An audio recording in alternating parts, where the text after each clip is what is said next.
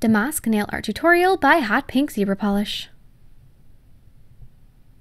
Hi everyone, in today's video I'm going to be showing you this very elegant and simple little, I want to call it damask, but it's not really that. It's little nice swirls that kind of go together in some polka dots. It's, like I said, it's very simple. It's actually really quick to do, and it kind of has a Russian nail art feel to it. I've been looking at a lot of Russian nail art recently, and I guess I was inspired by it. So I really enjoyed making this, and it's easier than it looks. And I also used some new rhinestone pickers that I just grabbed, the pencil wax kind that I got from EnjoyOurs. So there'll be links to those in the description box as well. So check that out if you're looking for a new rhinestone picker, and don't forget to click subscribe to see my future videos as well. Begin by painting all of your nails with a shimmery green polish. So now here are the two rhinestone pickers that I mentioned that I got, and the one thing that I do want to say that kind of makes a difference with things like this is that the wax, or whatever it is actually in the center of the pencil, which is really nice when you sharpen things. I know I've had eyeliner pencils where you sharpen them and then it's just off center enough to really be irritating.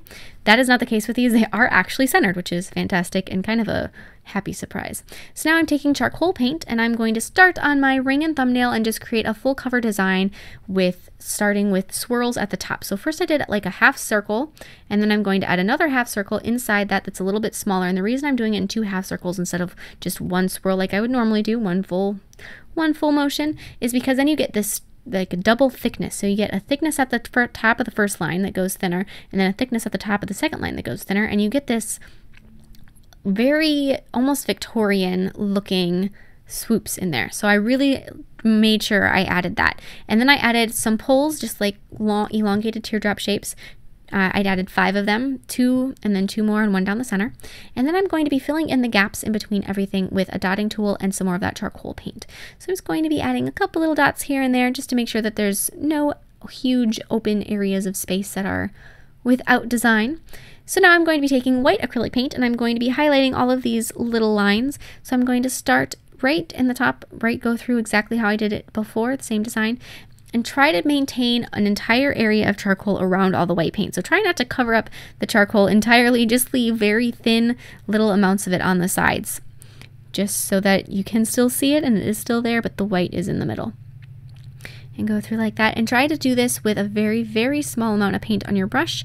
If you have just a tiny amount of paint on your brush, you're going to have much more luck than if you try to load your brush and then just use a light touch. So now I'm going to go through and I'm going to be adding dots in the center of all of the dots that I added before with a smaller dotting tool. You could also use a toothpick. Since these are so small, a toothpick would work out quite well. And then I'm going to be adding a couple little bigger dots down at the tip of the nail just because I didn't have any of the charcoal ones down there and I wanted it to be not so empty. And then I'm going to be, with a top coat, attaching a silver stud right at the very top of my nail, and the little rhinestone picker released the studs really well, so that was another, I mean, there's not too much that you have to look for in something like that, but those are a couple things that I do want to make sure that I have. So now with the index, middle, and pinky nails, I'm going to be doing a partially covering design, starting out the exact same way I started the other one with the C shapes or the half circle shapes, and then a second one to create swirls. But instead of going through and filling in the rest of the nail, I'm just going to be adding one of those little pulls just right down the center, and then a couple dots. And the reason that I'm using this charcoal paint, besides the fact that it's a dark color and it really goes with the green, is because it is just the right consistency. When you're doing things like this, you want to make sure that you find a paint that has enough opacity that you only have to do things in one coat, and then it also is thin enough that it's not going to, that you can do these nice thin fluid lines without the paint kind of pulling or you have to get it too much on your brush. So that's just something that you should look at, and you can dilute your paint a little bit and that would work. Just, you know, things to keep in mind when choosing colors. And then I'm going to be adding the same little white highlights in there just like I did before, and then also little white highlights inside the polka dots. Same thing, pretty much a complementary design to the other nail, just a little bit smaller. And then just like with the other one, I'm going to be adding a stud right at the cuticle with a little bit of top coat, and then I'm just going to set that in there. And then I'm going to be applying a layer of top coat over the top of the entire design, really making sure that I cover up the studs so that they're not going to fall off in a day.